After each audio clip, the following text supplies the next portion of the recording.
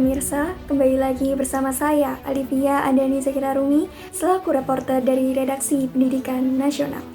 Pada kesempatan kali ini, saya akan membawakan beberapa berita seputar pendidikan Indonesia yang sedang hangat dibicarakan. Untuk itu, simak liputannya berikut ini. Pemirsa, seperti yang sudah diketahui bersama bahwa pendidikan adalah hak setiap warga negara. Namun pada kenyataannya di wilayah terdepan, terluar, dan tertinggal atau 3T masih menunjukkan bahwa tidak semua anak bangsa memiliki akses pendidikan yang setara. Di berbagai pelosok negeri seperti Papua, Maluku, Nusa Tenggara Timur, dan Kalimantan bagian pedalaman, fasilitas pendidikan masih kurang memadai.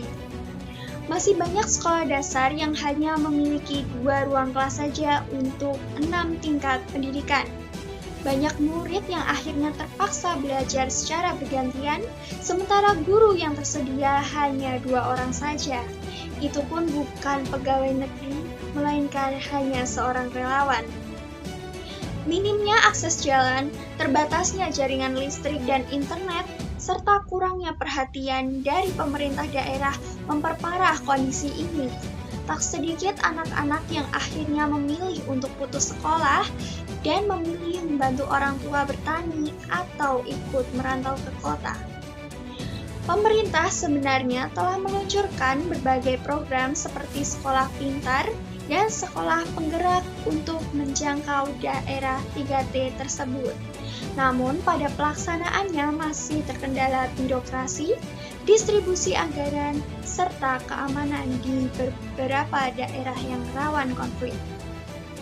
Di tengah tantangan besar ini, suara-suara dari pelosok negeri masih mengharapkan bahwa pendidikan harus menjadi jembatan masa depan, bukan beban yang sulit dijangkau.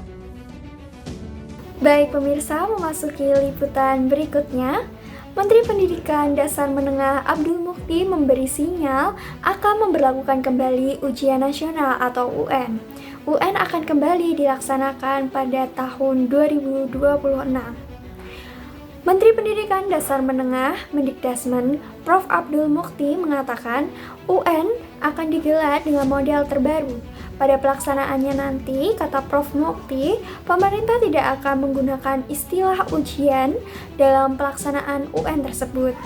Dirinya meminta semua masyarakat menunggu terkait mekanisme pelaksanaan UN yang ditargetkan akan diumumkan sebelum Idul Fitri tahun 2025. Meski ingin mengembalikan UN, Prof. Mukti menegaskan akan ada perbedaan jenis antara UN di masa lalu dan di masa mendatang.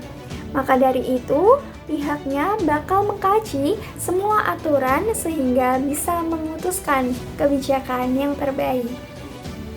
Pemirsa, informasi Menteri Pendidikan berisinya ujian nasional akan berlaku lagi tahun 2026 mengakhiri perjumpaan kita di Redaksi Pendidikan Nasional. Saya Alivia Andani Zakirarumi, mewakili seluruh kerabat kerja, pamit undur diri. Selamat pagi dan sampai jumpa di liputan berikutnya.